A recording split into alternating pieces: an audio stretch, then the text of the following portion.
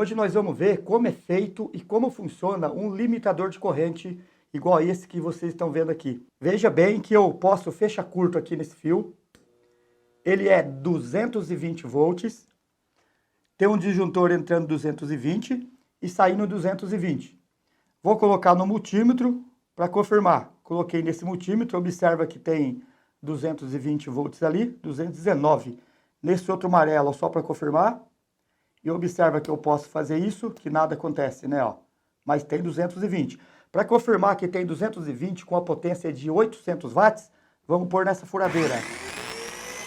Mesmo assim, não tem risco de curto-circuito e pegar fogo, correto? Se você está interessado em ver como é que funciona, continue no vídeo.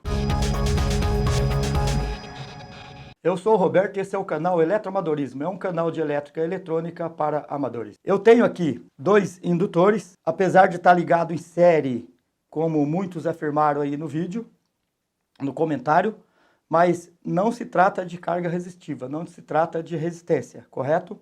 Se trata de indutor. E não é novidade, porque o indutor já é usado em muitos lugares já há muito tempo. Se usa indutores para atenuação de corrente em partida de motores, corrente de range de transformador. O que é essa corrente?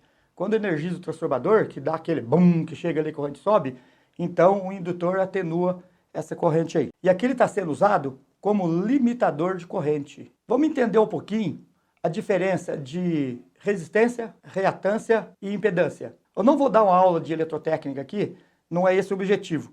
Vamos falar um pouquinho só para a gente entender basicamente como que funciona um indutor, correto? Por que que não dá certo se eu colocar uma carga resistiva em série? Quando eu uso a carga resistiva em série, já falando da resistência pura, quando eu falo resistência pura, qualquer material que você pega sem energia, você consegue medir a resistência, correto? Isso é a resistência, que é dado pela forma que todo mundo conhece. Resistência é igual a tensão dividida pela corrente, beleza? Essa é a resistência, independe de energia. Tem a reatância, no caso do capacitor. Se você medir o capacitor, você não está conseguindo medir nada ali, né? Não está conseguindo medir a resistência, medindo nada. Agora, a partir do momento que você energiza ele oferece uma oposição à passagem da corrente, que é a reatância capacitiva. Pode ver que a fórmula já é outra. Reatância capacitiva é 1 dividido pela 2π, vezes a frequência e vezes a capacitância. Pode ver que o resultado dessa reatância capacitiva vai depender do QI, vai depender da frequência e depender da capacitância. Pode ver que muda. Se mudar a frequência, mudar a capacitância, vai mudar essa reatância aí, correto? E no indutor não é diferente, só que aqui é reatância indutiva. Se eu medir aqui com o sistema desligado, eu estou medindo a resistência sim, estou medindo a resistência dele. A partir do momento que eu energizo ele, já muda. Agora eu vou tratar de reatância indutiva. Pode ver que a forma da reatância indutiva é igual 2π vezes a frequência vezes a indutância, que no caso desse indutor aqui, se não falha a memória, que eu calculei, deu 70 mH, no caso desse aqui. Então vamos lá, então percebe que teve uma diferença aí de resistência das reatâncias.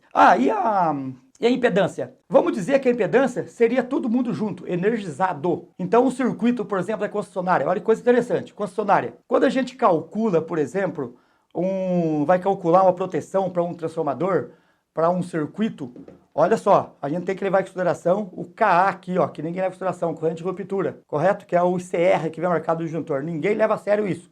Quando a gente vai calcular a proteção numa cabine, por exemplo, o que é que a gente precisa? Calcular a corrente de curto-circuito antes de mencionar o disjuntor. O que é que eu vou precisar? Eu vou olhar na plaquinha lá do transformador e vai estar escrito a potência, a impedância em percentual. Então o que eu vou usar ali? A corrente nominal do transformador dividido por esse percentual de impedância. Correto? Para achar a corrente de curto-circuito. Só assim eu vou determinar a minha proteção. E agora? Não tem transformador, não tem plaquinha. Eu vou dimensionar o disjuntor da minha casa, não tem isso. Sim, a concessionária tem essa informação da impedância do sistema todo dela, o circuito inteiro, somando tudo. Ali tem reatância indutiva, reatância capacitiva, tem resistência. Então isso tudo aí vai dar impedância.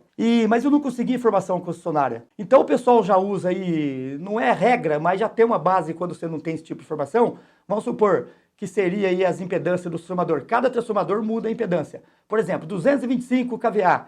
se não falha a memória, 3,6 é o percentual de impedância. Então o pessoal costuma usar 4, pronto, nem para cima nem para baixo. Considerando de 3 a 9 o percentual, vamos usar 4. Quando você não tem, você vai chegar aí, se não falha a memória, você vai chegar perto de 3K o disjuntor. Beleza? Mas o objetivo não é isso daí. Vamos voltar a falar do nosso indutor. Então, quando energiza o indutor, ele oferece ali uma reatância indutiva. Ele segura ali a corrente e não vai alterar a minha potência, que é diferente da carga resistiva. Se eu coloco a carga resistiva ali no meu circuito em série, já foi calculada essa carga resistiva pura para consumir X watts, correto? E o que acontece? E eu só vou ter que usar a sobra desses X watts que está ali, então não vai dar certo não. Se eu coloco ali uma carga resistiva, vamos supor de 200 watts, em 220 volts, olha só, quando a gente coloca uma carga no sistema, a tendência é o quê? A corrente subir e a tensão cair, certo? Geralmente não, é inversamente proporcional. Quando você fecha um curto no sistema, a tendência é a corrente ir ao infinito e a tensão tender a ir a zero, beleza? Isso não acontece por quê? Porque vai pegar fogo por causa da corrente lá da concessionária, que é muito alta essa corrente. Não é no meu caso, que aqui no meu caso está limitado, né, já, então não vai ter esse perigo. Aqui na entrada da concessionária eu posso ter uma corrente altíssima, mas aqui na minha saída do sistema ela está limitada. Então não vai ter problema nenhum, porque eu já limitei essa corrente através do meu indutor.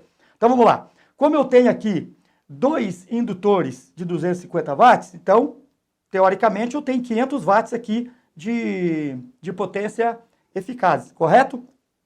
De maneira que eu posso colocar aqui uma furadeira. Essa furadeira aqui, ela é, se não falha a memória, é 600 ou 700 watts.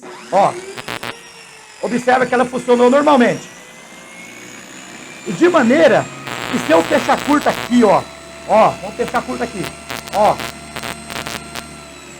percebe? Então percebe que quando eu fecho curto aqui, ó, a corrente tende a ir à máxima que está no meu circuito, certo?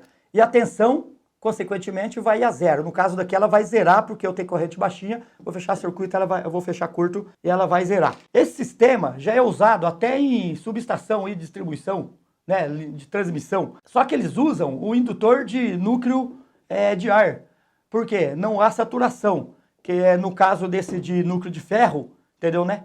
Que é ferro magnético, ele há saturação. Então, ele tem perda. Agora, nota bem, aqui tem 250, 250, teoricamente sai 500. Só que eu consigo ligar aqui nele 800 watts, quer dizer que tem uma redundância até, correto?